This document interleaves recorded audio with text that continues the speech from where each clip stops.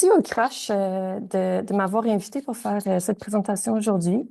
Comme sûrement tu l'as déjà dit, Violaine, je suis étudiante au doctorat en études urbaines et touristiques et je voulais parler de mon expérience en tant que membre d'une coalition d'action, de sensibilisation aux enjeux du logement dans un contexte rural où j'ai mené ma recherche de maîtrise et que je mène ma recherche de doctorat en ce moment.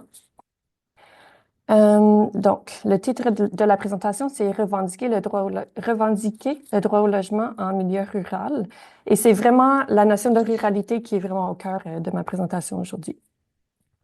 Donc, la région dont je vais vous parler s'appelle South Shore, Rive-Sud, une région plus ou moins touristique en Nouvelle-Écosse, qui se situe à peu près 1 heure au sud-ouest de la capitale, Halifax. Donc, pour nous situer géographiquement, South Shore, ça correspond à 6 municipalités pour le mandat, la mission, la vision de chaque, la coalition de logement dont je vais vous parler un peu plus tard. Et donc, c'est une région, comme je disais, qui regroupe 6 municipalités, mais il n'y a pas d'administration formelle qui met en lien, qui met en commun ce regroupement. Donc, comme je vais vous expliquer tout au long de la présentation, la vision un peu régionale de cette région n'est pas très claire, n'est pas très consolidée. Et parfois, lorsqu'on parle de South Shore, on va inclure une région plus au sud. Je ne sais pas si vous voyez mon curseur. Parfois, ça va être vraiment limité à cette région-ci. Parfois, ça va regrouper tout le sud-ouest de la province. Donc, juste administrativement, politiquement, c'est pas tout à fait clair ce que ça veut dire. Mais pour moi et pour le regroupement de logement, le comité de logement dont je vais vous parler, c'est vraiment ça. Et donc, autre point, les 6 municipalités, il y en a 3 qui sont des municipalités régionales, donc qui sont plus ou moins rurales. Et il y en a 3 qui sont des très petites villes qui sont un peu enveloppées au sein d'un territoire, d'une région plutôt rurale. Donc, juste la structure politique et administrative de tout ça, c'est quand même un peu complexe. Bon, énormément de chiffres. Je vais essayer de décortiquer ça et de rendre ça un peu cohérent pour nous. Donc, on voit ici les subdivisions de recensement, c'est les 6 municipalités. J'ai essayé de faire un calcul un peu régional pour certains aspects, mais j'ai mis une étoile parce que c'est vraiment mon calcul à moi, donc ça se peut que j'ai fait des erreurs. Et juste pour faire une comparatif au niveau de la province. Donc, pour prendre un pas de recul, la Nouvelle-Écosse, depuis le recensement de 2021, est reconnue comme ayant une population avec une forte taux de la population qui vit en milieu rural. Autrement dit, il y a plus de 40% de la population qui est dans le milieu rural. Dans cette région ici, c'est environ 75% de la population qui est considérée rurale, mais on voit ici que la plus grande concentration de population, c'est un village, une ville de moins de 10 000 personnes. Donc ça ici, c'est un peu considéré urbain-rural, mais en tout, c'est vraiment une région qui a de très petits centres de population et en général, un territoire très, mode d'habiter très rural. Donc, historiquement, bon, encore autre point d'information, la région représente environ 6% de la population totale de la Nouvelle-Écosse. Pardon, je suis ici. Et historiquement, la population de la province et des régions rurales sont en déclin. Depuis 2016, on voit vraiment, entre 2016 et 2021, une tendance généralisée dans la région, je pourrais même dire dans la région du Canada Atlantique, vers une croissance de population, ce qui est très inhabituel pour une région qui, depuis l'après-deuxième guerre, est surtout en situation de dévitalisation socio-économique. Les enjeux de logement, historiquement, on en parlait dans un contexte de déclin et de dévitalisation. Et c'est juste depuis vraiment très récemment qu'on est dans une situation de croissance, euh, autant dans le centre urbain, le seul centre urbain qui est la ville d'Halifax, et aussi dans les régions plus rurales qui se situent partout sur le territoire de la Nouvelle-Écosse. Euh, et donc, je pense que juste la prise de conscience des enjeux de logement dans un contexte de croissance démographique, il y a comme c'est pas nécessairement clair et évident pour tout le monde. Euh, je tiens aussi à souligner que la vaste majorité de la population dans cette région sont des propriétaires, sont des ménages propriétaires. Il y a très peu de locataires. On voit que dans les petites villes, il y a un plus haut pourcentage de locations, de ménages locatifs. Mais en général, si on prend, genre ici, il y a beaucoup plus de population. C'est vraiment un mode d'habiter où les personnes sont propriétaires des maisons. Et curieusement, c'est une distinction qu'il faut vraiment souligner. Les ménages propriétaires ont tendance à payer moins cher sur leurs sur leurs coûts mensuels liés au logement que les ménages locataires. Donc, on voit que même au niveau de la province, c'est les propriétaires qui ont tendance à payer moins euh, que les ménages locataires. Et ça peut s'expliquer par la vieillesse un peu des maisons. Il y a beaucoup de bâtiments qui sont construits, qui sont patrimoniaux en fait, qui sont construits il y a très longtemps, qui, dans un contexte de dévitalisation sociale et économique, auraient un peu perdu en valeur. Il n'y avait pas beaucoup de demandes pour l'immobilier résidentiel et donc ça a fait en sorte qu'il y a beaucoup de ménages qui habitent depuis longtemps ou qui ont des frais hypothécaires qui seraient nuls ou relativement bas. Et donc, je vais vous parler d'une situation de crise de logement, mais où, même en 2021, voici les coûts médians par mois je pense qu'on est d'accord pour dire que sont relativement bas ou ça a l'air d'être relativement bas. Euh, donc, avant, encore une fois, de parler du comité de logement qui est vraiment le sujet au cœur de la présentation, je dois d'abord me situer. À la base, j'ai un parcours professionnel et académique en tourisme. Donc, j'ai travaillé en restauration, en hôtellerie. J'ai fait bac, maîtrise et maintenant doctorat en études touristiques. Donc, si je m'intéresse à des enjeux de logement, c'est dans un contexte de touristique, de gentrification touristique ou de mise en de touristification. Donc, tout ça un peu des notions synonymes pour moi.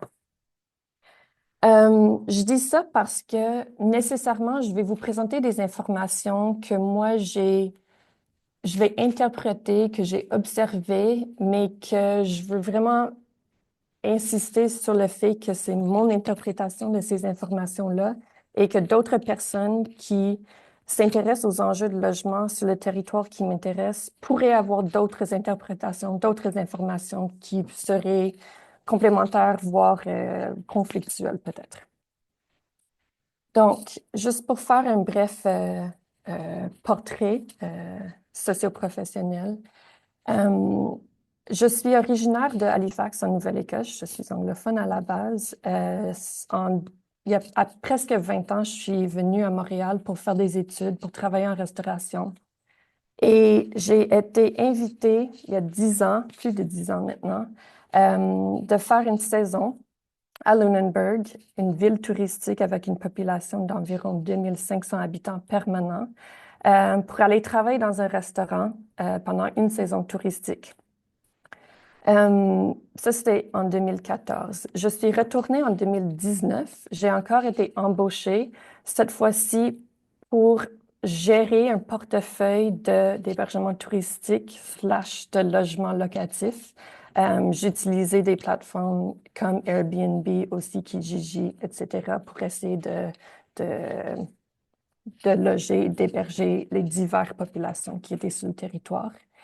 Euh, la recherche que j'ai faite à la maîtrise, c'était une auto-ethnographie avec des personnes qui s'identifient comme femmes, qui travaillent en tourisme à Lunenburg, pour essayer de comprendre comment la culture est représentée par ces personnes-là, mais aussi nécessairement de comprendre un peu la précarité qui est vécue par des personnes qui travaillent en tourisme. Et à travers mon expérience, autant en restauration, autant en recherche, plus en milieu universitaire, je me suis vraiment rendu compte qu'il y a des enjeux liés au logement dans cette région. Et j'ai appris qu'il y avait un regroupement qui s'appelle CHAC. Donc, j'ai joint cette coalition de revendications au droit au logement en milieu rural en 2020. Et enfin, en 2021, j'ai décidé de retourner à Montréal, de revenir à Montréal pour commencer un doctorat. Et une grande partie de la recherche que je fais au doctorat, c'est de m'intéresser aux mobilités interprovinciales qui ont eu lieu depuis 2020 dans un contexte de pandémie, notamment depuis l'Ontario et vers la Nouvelle-Écosse. Je ne vais pas en parler aujourd'hui, mais c'est dans ce contexte-là que je me pose des questions situées autour du logement. Et donc, avec ce parcours, ce background, mes intérêts, mes connaissances, mon expérience, j'avais des idées préconçues par rapport à ce à quoi s'intéresserait un comité logement dans un contexte comme celui-ci. Et donc, les constats, les idées préconçues que je m'étais fait, c'est d'abord, il doit y avoir un conflit de cohabitation entre les populations locales et les populations mobiles, comme touristes ou migrants d'agrément interprovincial, parce que la marchandisation du logement et Airbnb participe à l'effritement du tissu social par exemple, la reconversion de logements en hébergement touristique et l'augmentation des loyers et du coût de la vie.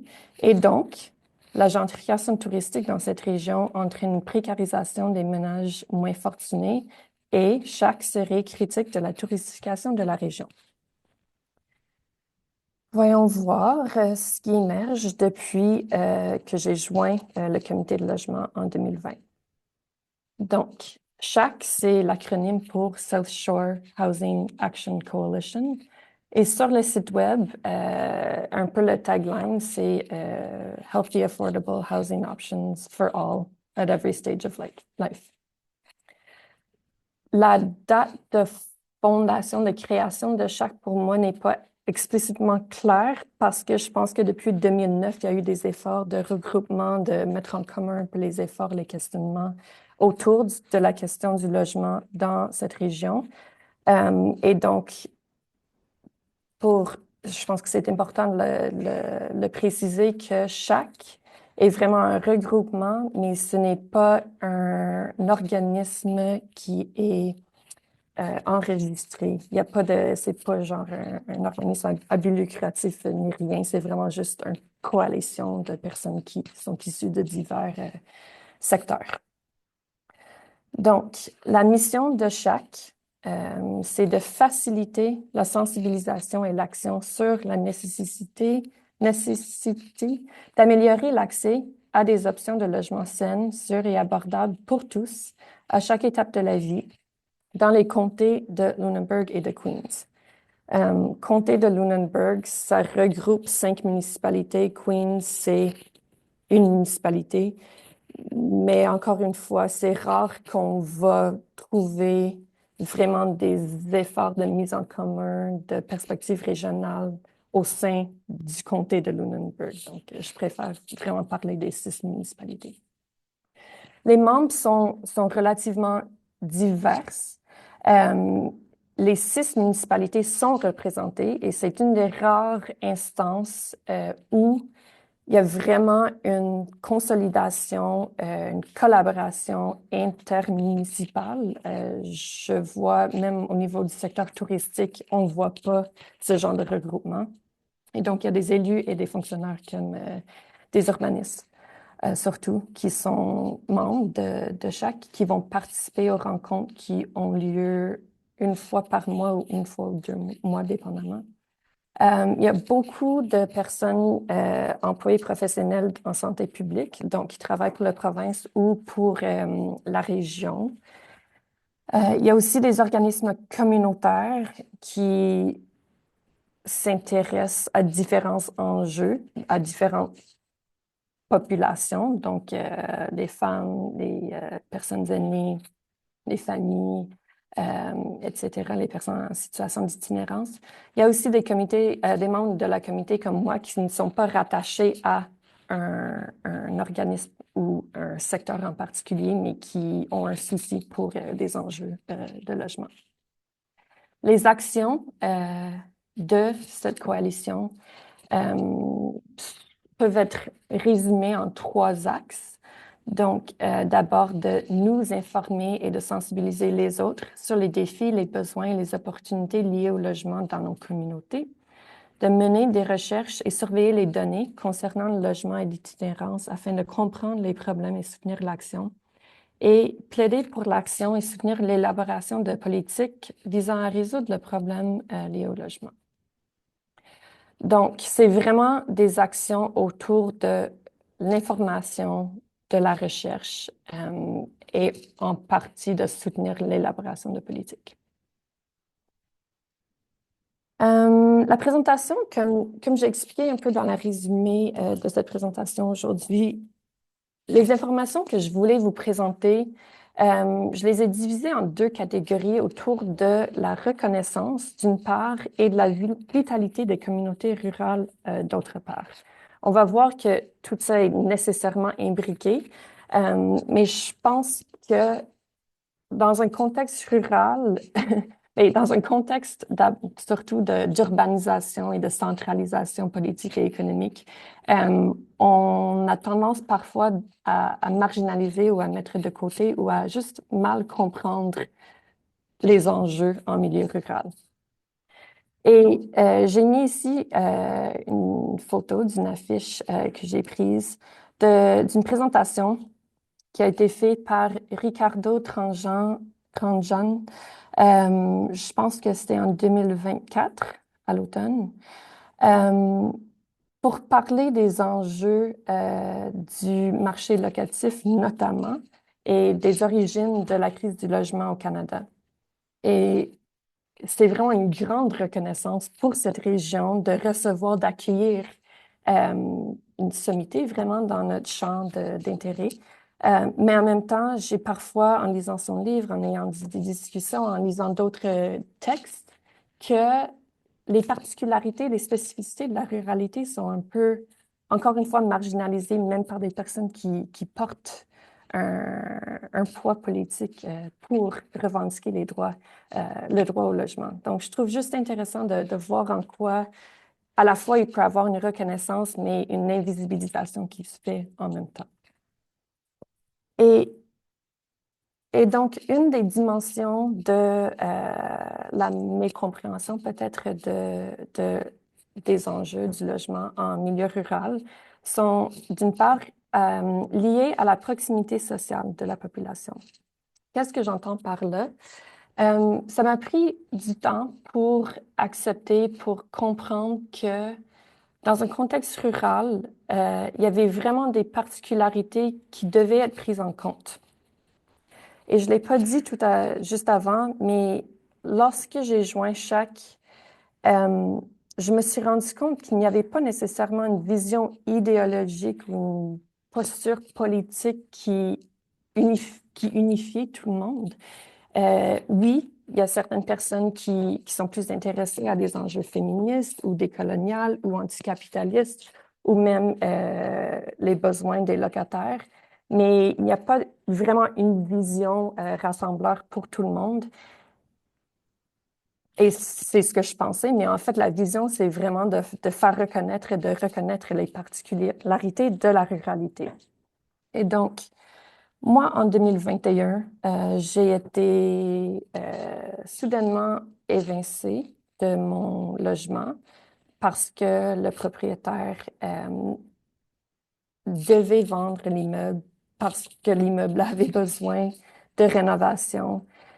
Et je me suis retrouvée dans un hébergement temporairement avec un bail à durée déterminée, à durée fixe pour 4 mois, ce qui est totalement légal en Nouvelle-Écosse, euh, et qui devait être réévalué en septembre si je voulais rester parce que pendant l'été, j'étais en concurrence avec potentiel d'autres populations qui avaient plus de moyens et que c'était normal qu'en hiver, je paierais moins cher qu'en été. Les personnes propriétaires de qui je louais, c'est des personnes avec qui je suis encore amie, que je connais très bien. Et pendant l'été 2021, il y avait une élection provinciale qui s'en venait.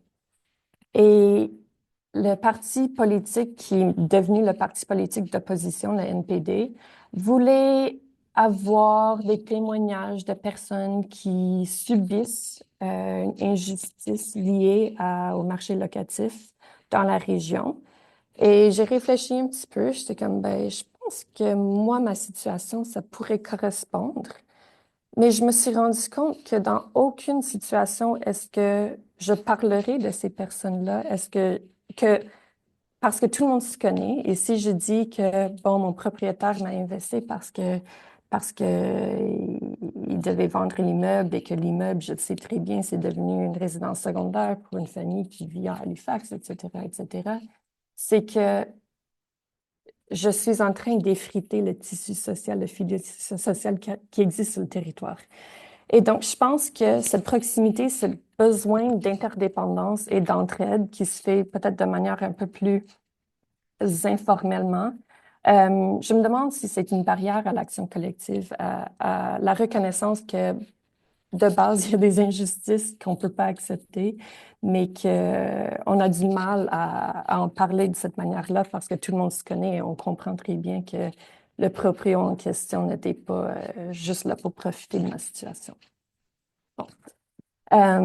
J'ai fait, j'ai comme trop donné de détails, mais c'est juste, ça m'a vraiment permis de comprendre que oui, c'est pas facile de se retrouver dans la rue à dire que les locataires ont des droits, surtout dans un contexte où est-ce que la proportion de locataires est relativement faible comparativement aux propriétaires. Et donc, il y a d'autres enjeux qui sont peut-être plus importants.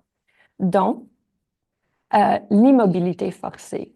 Je pense qu'on pense souvent à les personnes qui sont à risque d'itinérance et l'itinérance, c'est comme le marqueur d'un marché locatif qui n'est pas fonctionnel.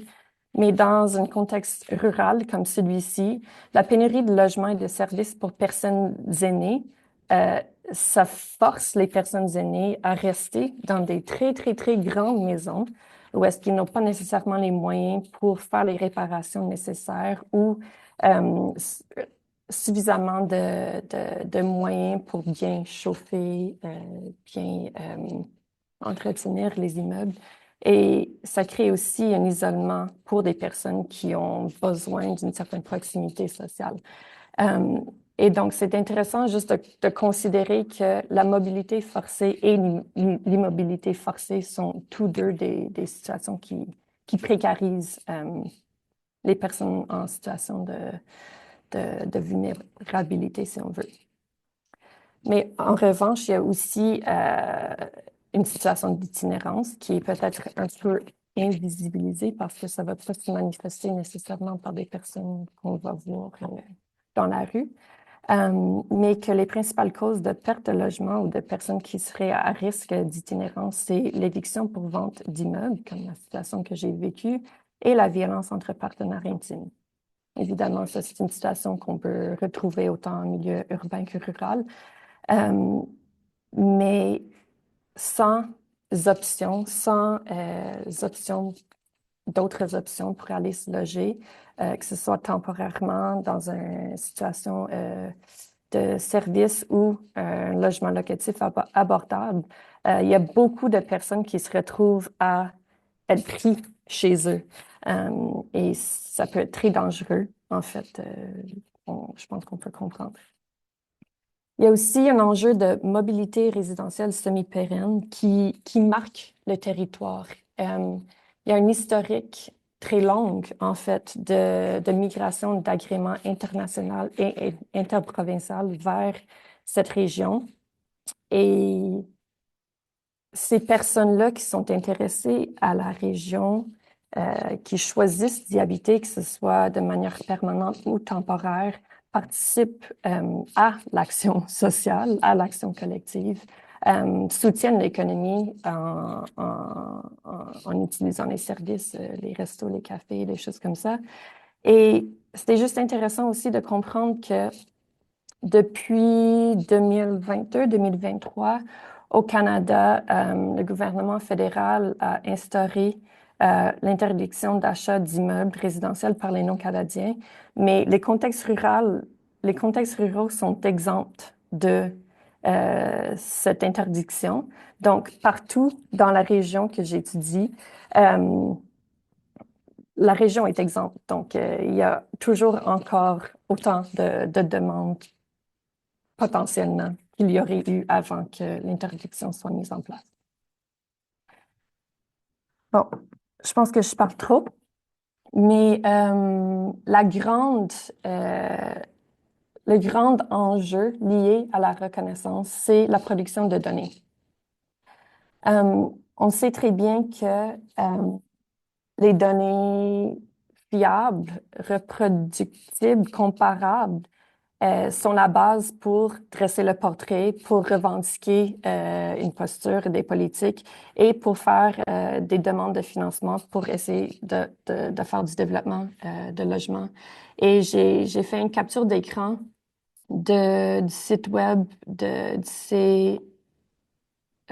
SCHL pour essayer de comprendre c'est quoi le taux d'inoccupation, parce que je pense que je comprends à travers des situations anecdotiques et les rapports, les données que je viens de vous présenter, qu'il y a très peu d'options pour les personnes qui doivent se loger, mais que même ici, c'est juste des petits points, il n'y a vraiment pas de données qui sont collectées par l'instance fédérale qui est mandatée pour faire ça. Pour dresser le portrait de la situation du logement locatif dans cette région. Et donc, je pense que une des activités de chaque, c'est vraiment d'essayer de combler ce manque.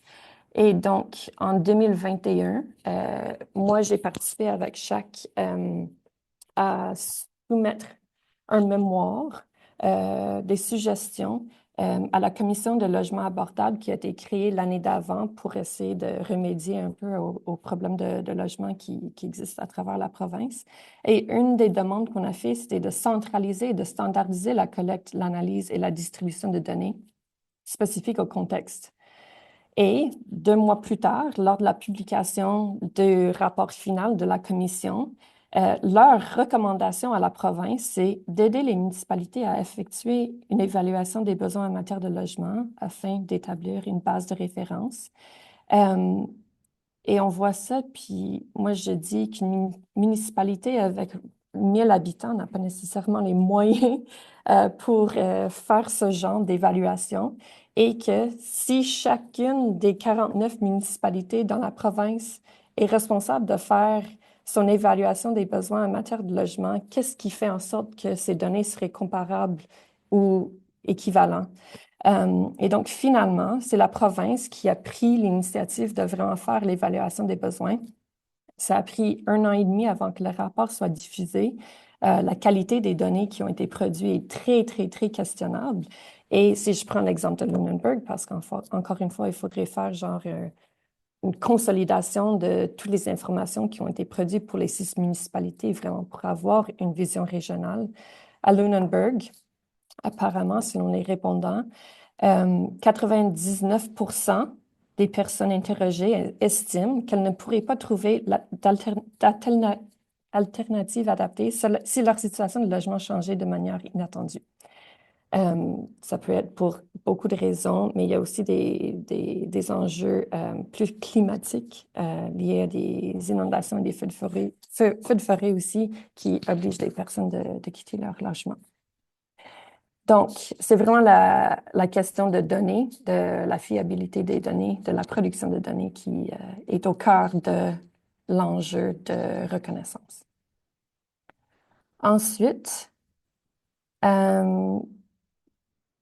cette reconnaissance est en lien avec la vitalité des communautés, avec la pérennité des communautés, une dimension de la précarité qui est vécue par les populations locales, que ce soit par les ménages, pardon, que ce soit des ménages locatifs ou propriétaires.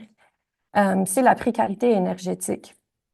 J'ai pris ici un tableau de Statistique Canada qui démontre qu'en Nouvelle-Écosse, 12,5 % de la population consacre 10 % au plus de leurs revenus à l'énergie. Et donc, on voit que vraiment dans la région du Canada Atlantique, on peut supposer que, ben oui, les revenus sont relativement faibles, mais que le coût de l'énergie est proportionnellement beaucoup plus élevé qu'ailleurs au Canada. Selon un rapport qui a été mené par un groupe de recherche à McGill dans une des municipalités de la Rive-Sud en 2021-2022, eux, ils ont trouvé que 30 % des ménages du Canada Atlantique sont dans une situation. Donc, encore une fois, c'est comment on va mesurer la notion de précarité énergétique. Euh, Et, euh, et donc, c'est vraiment que, oui, il y a des coûts de logement. On voit, selon les données du Statistique Canada en 2021, que le coût de logement, que ce soit locatif ou propriétaire, sont relativement bas, mais qu'il y a d'autres coûts qui sont associés au coût de logement. Et donc, l'énergie, c'est excessivement dispendieux pour les ménages. Ensuite, personnes en situation d'itinérance. Historiquement, il y a très peu de données à ce sujet. Mais il y a un groupe de recherche à l'université Acadia, qui est situé dans la vallée Annapolis, en Nouvelle-Écosse, à Wolfville, qui, en 2024, ont fait un dénombrement des personnes en situation d'itinérance basé sur le soutien communautaire et les services. C'est un peu comme un décompte en moment, point in time count, je ne me souviens plus c'est quoi la traduction en français.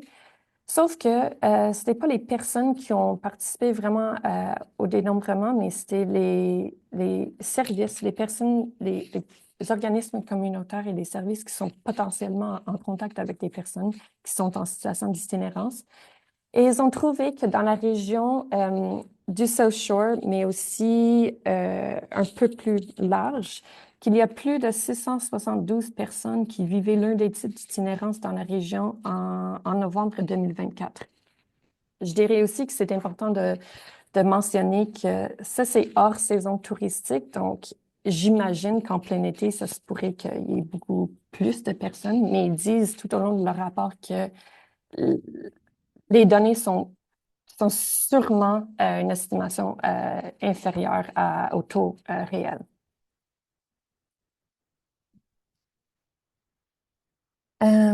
Ensuite, dans un contexte rural, il y a une variabilité de la demande en logement en fonction de la saisonnalité. Et je parle surtout, selon mon expérience, selon mes observations, selon les témoignages des personnes qui participent à chaque.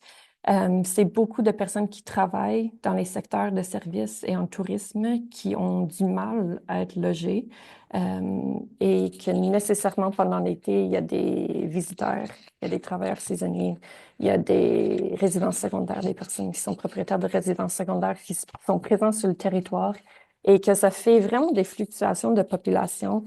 Et moi, personnellement, je ne suis pas persuadée qu'on a des politiques qui sont adaptées à cette variabilité, à cette saisonnalité. J'ai vraiment pas de proposition ni de solution à cet égard, mais je pense que c'est pas nécessairement un territoire, une région où est-ce que l'économie et la population, les variabilités vont devenir stables. Je pense que c'est surtout une circonstance, une situation où est-ce qu'il faudrait trouver des politiques qui s'adaptent à ce mode de vie. Et enfin, le dernier point, c'est qu'il y a vraiment des barrières au développement. Et encore une fois, je le répète, il y a 10 ans, la région, les personnes qui luttaient pour reconnaître les enjeux de logement dans le territoire faisaient leur travail dans un contexte de dévitalisation, de décroissance, et on comprenait qu'il y avait peu de développement de logements qui se faisait. Mais actuellement, en contexte de crise post-pandémique et de croissance sociodémographique vraiment marquée à travers la province, on n'a comme pas le choix d'accepter qu'il y a réellement un manque de, de, de logements pour les personnes qui en ont besoin. Et, euh, et donc, l'évaluation des besoins dont je parlais tout à l'heure, qui a été diffusée, dit par rapport à Lunenburg que d'ici 2032, on va avoir besoin de 170 unités de logement. On dit ça dans un contexte où est-ce que l'infrastructure est limitée, l'eau potable, les égouts, l'énergie, services, éducation, santé, transport, route. Donc, c'est pas juste développement de logement, mais c'est développement de toute cette infrastructure qui doit aller avec un développement. Et que les critères de financement pour des projets sont souvent centrés sur l'urbain, qui sont non adaptés aux contextes ruraux. Et par exemple, souvent, on va voir dans les programmes qu'un projet doit avoir minimalement 30 unités de logement, quelque chose du genre. Mais c'est des petits projets, genre, juste pour des raisons de zonage et d'infrastructure. C'est rare que toutes les régions, les communautés dans cette région pourraient avoir vraiment un développement d'envergure. Donc, ce serait genre d'autres modes de développement, d'autres modèles de développement. Euh, il y a aussi vraiment un enjeu de capacité du secteur hors marché. Je pense qu'il y a, oui, il y a des développeurs, oui, il y a des compagnies de construction, mais ensuite, la gestion immobilière non lucrative, je pense qu'il y a vraiment juste pas d'organisme qui pourrait prendre en charge cet aspect, cette dimension du logement. Il n'y a pas une grande base de coopératives d'habitation. Il n'y a pas beaucoup d'organismes à but non lucratif qui sont vraiment dédiés à la gestion immobilière. Donc, c'est vraiment comme un grand effort qu'il faudrait être mis en place pour développer du logement locatif. Et enfin, la population locale et les municipalités sont en mode de statu quo. On veut rien changer, on veut pas nécessairement s'adapter. Et à Lunenburg, depuis 4 ans, il y a l'idée de faire un projet de développement qui serait très important. Et ici, j'ai mis l'image. Il y a eu des consultations publiques avec la communauté, avec les municipalités, avec un architecte de renommée internationale qui est situé localement, avec des spécialistes en patrimoine, pour voir comment on pourrait faire un grand projet de développement de logement qui serait adapté culturellement au contexte, etc., etc. Et ça m'a vraiment donné espoir.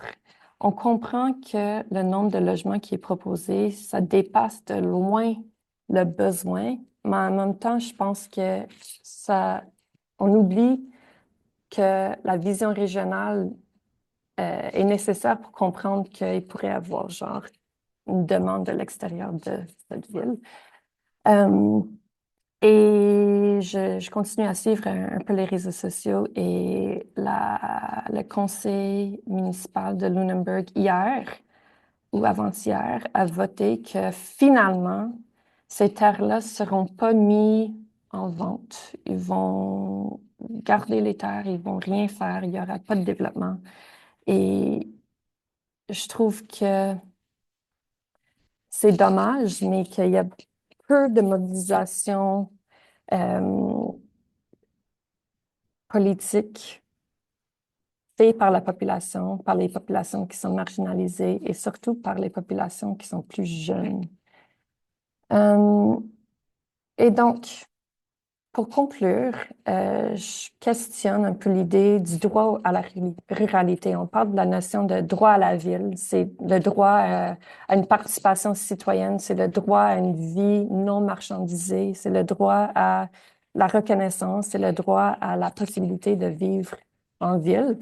Mais dans un contexte rural, euh, ça peut se poser aussi. Encore une fois, j'ai pas de réponse, j'ai beaucoup plus de questions. Mais en discutant avec les personnes qui travaillent au sein de chaque depuis plusieurs années, une personne m'a dit, c'est fascinant de voir comment cela a changé. Au début, le gouvernement ne reconnaissait pas que le logement était un problème. Il ne voulait pas en parler. Il n'y a pas de problème avec le logement. Le logement n'est pas un problème. Jusqu'à la pandémie de COVID, où tout d'un coup, c'était comme, oh merde, wow, le logement est un problème. Et donc, on passe de un manque de reconnaissance à une reconnaissance, mais sans action, la reconnaissance, ça mène nulle part. Et au final, je me rends compte que la reconnaissance et la vitalité sont soit un cercle vertueux. Si on reconnaît une situation d'itinérance, par exemple, si on réussit à mesurer le problème, ça permet de développer des politiques qui vont renforcer la vitalité de la population et que ça va créer un boucle vertueux. Mais au contraire, ça peut aussi être évidemment un cycle vicieux où est-ce que si on ne reconnaît pas le problème, ben, on ne va pas participer à essayer de régler le problème. Et donc, c'est des milieux qui vont juste comme s'effriter, j'ai l'impression, et que tout ça va se faire un peu de manière cachée, invisibilisée. Et donc, juste pour terminer, il y a un livre qui a été publié en 2022 qui s'appelle The Right to be Rural. Et ce que les chercheurs, les auteurs proposent, le droit d'être rural nécessite une politique publique qui reflète le caractère distinctif des préoccupations rurales. Euh, Ça nécessite la gouvernance démocratique et la gestion des terres et des ressources. Et ça nécessite des citoyens ruraux engagés, informés et mobilisés pour faire pression en faveur des choses et de les maintenir. Et donc, je me rends compte que euh, vraiment le travail de chaque, oui, il y a des dimensions touristiques, oui, il y a des dimensions féministes, anticapitalistes, tout ça, mais leur travail, c'est vraiment juste une reconnaissance, de faire reconnaître que il y a des préoccupations locales qui sont propres au milieu et que nous informer continuellement de cette complexité, de ces enjeux, de cette dynamique, c'est ce qui est au cœur du travail qui est fait par le groupe. Merci Myra. Est-ce qu'on a des questions, commentaires dans la salle ou par le chat aussi, bien évidemment? Je vois des petites mains de bravo qui montent sur mon écran. Personne veut se lancer?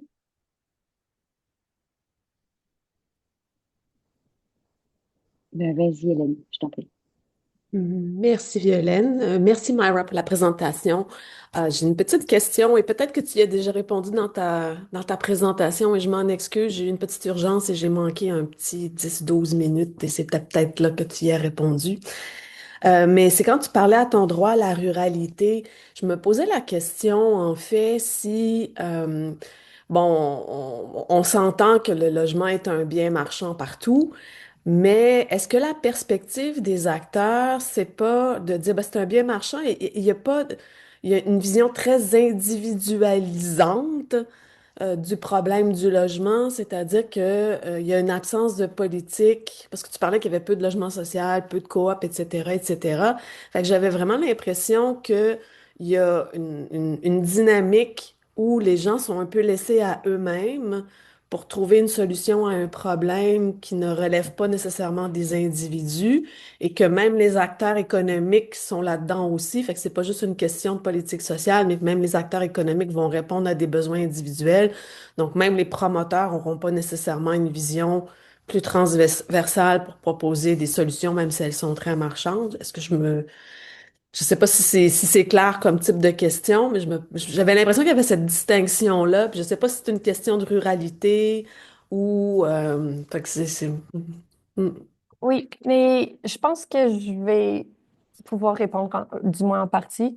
Mais ce que j'ai remarqué, ce que j'ai trouvé un peu surprenant, c'est que, donc, j'ai pas trop bien expliqué comment ça fonctionne, mais moi, je participais à chaque, c'était des rencontres aux 2 mois, tout en ligne. Donc, j'ai continué à participer depuis Montréal. Et c'est vraiment une diversité de personnes qui vont participer, environ 20 personnes par rencontre. Et que oui, j'ai montré les types de personnes, mais ça ne veut pas dire qu'une personne occupe une fonction à la fois. Et donc, oui, c'est des personnes qui vont lutter pour le droit au logement, qui vont travailler en santé publique, mais qui sont aussi propriétaires de Airbnb, qui sont aussi impliqués dans la municipalité et qui sont aussi urbanistes. Donc, c'est vraiment des fonctions qui se chevauchent et qui, pour moi, pourraient aussi être en contradiction.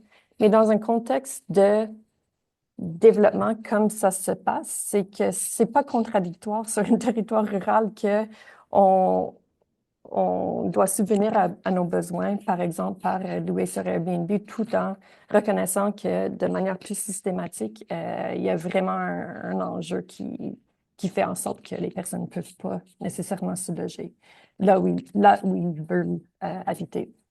Donc, je pense que c'était un peu ce que tu voulais dire, Hélène. Oui, en bonne partie, là, ce chevauchement-là que j'avais moins bien saisi, mais en fait, et ça c'est une question dont on pourra discuter dans un autre moment parce que je ne veux pas monopoliser toute la séance d'échange, mais c'est vraiment la perspective où même ces acteurs-là qui vont agir à plusieurs niveaux et les chevauchements qui sont tout à fait logiques dans le contexte rural et tout ça, si on transpose pas finalement la résolution des problèmes de façon plus individuelle à des individus. Et là, ben, tu y as répondu en partie à ma question parce que tu as un acteur qui va agir sur tous les plans, de façon logique dans le contexte local. Mais c'est aussi aux individus qui sont dans le besoin de régler un peu leurs propres problèmes. Donc, on reconnaît un problème, mais on ne l'adresse pas vraiment à aucun Mhm. niveau. Mhm. Et je dirais que l'entraide est très forte. Et dans le rapport qui a été fait sur la situation d'itinérance, un des atouts, des ressources de localement, oui, c'est l'accès à la nature, mais c'est aussi l'accès à un réseau. Et c'est pas juste un réseau de famille, c'est un réseau d'amitié. Et c'est comme le filet social est très, très, très fort lorsqu'on est ancré dans le territoire et on est connu et on connaît les gens. Et c'est comme à double tranchant parce que c'est ça qui permet de soutenir. Donc, il y a une forte capacité d'adaptation, je dirais, mais c'est aussi ce qui freine peut-être la reconnaissance que ben, chez les acteurs eux-mêmes, chez les personnes qui subissent, pour moi, ce que je qualifierais d'injustice, la possibilité de dénoncer ce qu'on vit et de reconnaître que peut-être qu'on mérite mieux. Et moi, je pourrais parler très, très, très longtemps, mais le fait qu'il y a, depuis la pandémie, une croissance démographique par des personnes qui viennent de l'extérieur, tout d'un coup, il y a beaucoup plus d'activités, de questionnement par rapport à ce qu'on a pris pour acquis comme étant normal en milieu rural. La qualité des routes, c'est inacceptable. Le fait que l'électricité, ça coûte excessivement cher, mais c'est pas normal. Mais lorsqu'on vit, lorsqu'on baigne là-dedans, on reconnaît pas nécessairement que c'est un problème. Et la perspective de l'extérieur par des personnes qui s'installent, permet de vraiment pointer le doigt sur des choses que peut-être que oui, on devrait mieux défendre nos droits. Et moi, c'est vraiment la situation autour de la précarité énergétique que je trouve frappant, que les personnes acceptent de payer des centaines de dollars pour certains ménages. C'est vraiment, ils vont payer le double de leur loyer sur juste les coûts énergétiques. Parce que ben, si tu n'as pas de loyer ou d'hypothèque. Donc, c'est vraiment juste de recadrer un peu qu'est-ce qui est acceptable, qu'est-ce qui n'est pas acceptable. Merci. Est-ce qu'il y a une autre question, un autre commentaire? Moi, j'en avais un, si on peut aller rapidement pour continuer un peu à ce que tu dis. Finalement, l'arrivée de néo-ruraux ou ce qui vont être aussi dans une autre partie de ton étude, les gentrifieurs finalement. Ça s'observe dans beaucoup de régions rurales, en Europe, en Amérique du Nord, etc. Et on voit aussi, c'est un peu le cas aussi des collectifs dont on a entendu parler au colloque du Crash breton. On voit Mhm. aussi que, comme tu dis, c'est aussi des gens qui viennent alimenter le milieu du militantisme et le milieu du droit au logement avec des savoir-faire qui sont importés. Et je voulais savoir si dans l'organisme où là, tu t'es impliqué, etc. Est-ce que finalement, dans cette défense des droits des locataires ou dans cette question du droit au logement, on a une activité renouvelée par l'arrivée même de gens qui sont en soi un problème aussi sur la pression sur un logement qui est déjà raréfié ou... Oui. Mais je pense que c'est une terminologie que moi, je dois essayer de refaire. Les mots sont importants, les concepts sont importants. Moi, j'essaie de reconnaître qu'en Nouvelle-Écosse, un contexte à la base de colonisation. Je pense pas qu'il y a des populations qui ont de facto un droit d'habiter là, qui sont une population de longue date, puis qu'il y ait des néo-ruraux qui viennent s'installer, qui changent. Pour moi, c'est vraiment juste des cycles en continu de renouvellement de la population. Il y a autant de populations qui doivent quitter pour des raisons, des personnes qui vont arriver. Pour moi, je préfère parler de transformation plutôt que de l'arrivée d'une population néo-rurale. Cela dit, au sein du comité de logement, je dirais que plus de la moitié sont pas nés dans la région, sinon plus. Mais il n'y a pas nécessairement un clivage marquant ou remarquable entre, comme ce serait difficile de reconnaître qui est là depuis combien de temps et qui est impliqué comment. Je dirais au contraire, ce que je remarque qui est très marquant, qui est un peu critiqué, c'est que les jeunes sont très, très, très peu présents dans les mouvements sociaux. Et je ne sais pas si c'est parce que les jeunes sont ben, il y a sûrement beaucoup de raisons. C'est des personnes qui sont affectées par les injustices, qui sont peut-être mobiles, donc qui essaient de retrouver des solutions ailleurs, qui sont pas nécessairement très ancrées territorialement. C'est peut-être des personnes qui prennent beaucoup de temps pour travailler, qui n'ont pas nécessairement le temps pour mener des luttes quelconques. Mais c'est vraiment frappant et je pense pas que c'est parce que les personnes plus jeunes ne s'intéressent pas à ces questions-là. En fait, j'aimerais savoir pourquoi il y a beaucoup moins d'implication ou si les revendications se fassent sur d'autres plateformes ou de d'autres manières, peut-être en ligne plus, peut-être il y a plus de solidarité provinciale ou urbain-rural qui se fait en ligne plutôt que sur le territoire, je ne sais pas. Mais c'est vraiment remarquable de constater que les jeunes, il n'y a pas vraiment de conscience politique. C'est bizarre. Est-ce qu'il y a un dernier commentaire, une dernière question pour Myra? Oui, vas-y Thibaut.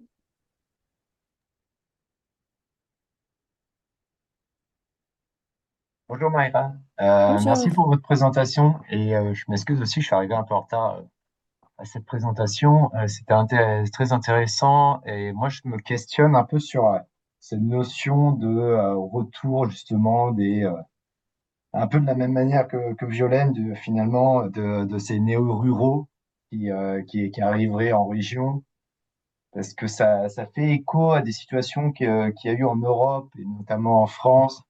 Et il y a des géographes comme Aurélie Delage et Max Rousseau qui ont parlé, eux, notamment d'extension du domaine de la rente pour dire qu'en fait, tous les problèmes liés au logement dans les espaces ruraux, à partir de la Covid, en fait, c'est pas du tout un retour des gens dans ces espaces ruraux. C'est une extension, justement, de la marchandisation à partir de différentes formes et notamment de la plateformisation qui alors étaient échappés d'une certaine manière aux espaces ruraux, et en lien aussi avec des notions intersectorielles, disons, avec notamment l'agriculture et comment, d'une certaine manière, des personnes localement dans la ruralité participaient en fait à cette marchandisation à outrance, d'une certaine manière, en bénéficiant des rentes issues justement des investissements de personnes peut-être extérieures à ces espaces. Et donc, il y a aussi une participation finalement de la population locale de ces espaces ruraux à leur propre problème de logement. Ça, on peut pas le nier en vendant toujours plus cher ces logements. Et l'idée, en fait, c'était aussi de savoir en comment, pour vous, en fait, ce serait, on pourrait appeler ou pas, quand vous faites écho, en fait, à cette notion de droit à la ruralité, je trouve que c'est une notion intéressante. Je me pose un peu de questions parce que je me dis que c'est quand même un phénomène urbain, même ce droit à la ruralité.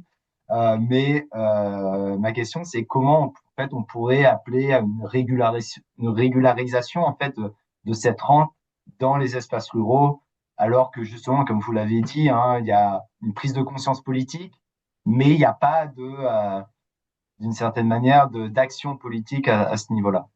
Merci. Je ne sais pas si j'ai été clair, mais je peux répéter si besoin. Je pense qu'il il y a beaucoup d'idées. Je vais essayer de me focaliser sur deux points. Donc, lorsqu'on parle de droit à la ruralité, je pense que même le rapport sur la situation d'itinérance et aussi peut-être en partie le livre sur le droit d'être rural. On va parler de la décentralisation de la politique, de l'économie, des services pour essayer d'aller chercher les connaissances qui sont locales et de renforcer la capacité localement.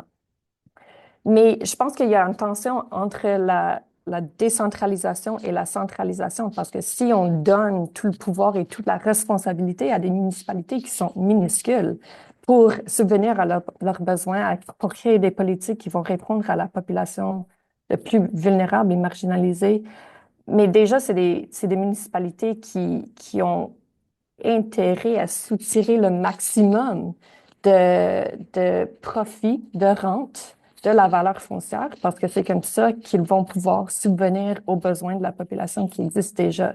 Donc, pour moi, c'est vraiment un conflit d'intérêts. Je ne sais pas, comme, je prends l'exemple surtout de la ville de Lunenburg, c'est là où j'ai travaillé, c'est là où j'ai vécu, et c'est là où ce serait au cœur un peu de l'attractivité de la région, vraiment pour son statut UNESCO et tout.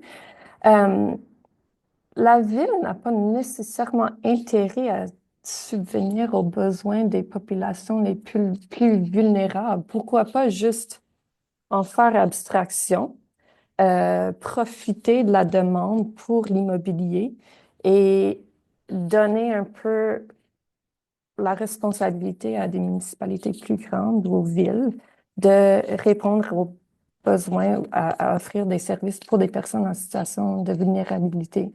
Donc, moi, je trouve que oui, décentralisation, reconnaître la capacité locale et tout ça, mais je pense que c'est juste une question d'argent financier. Au final, les municipalités ont pas la capacité pour, comme, l'exemple, ça m'a fasciné.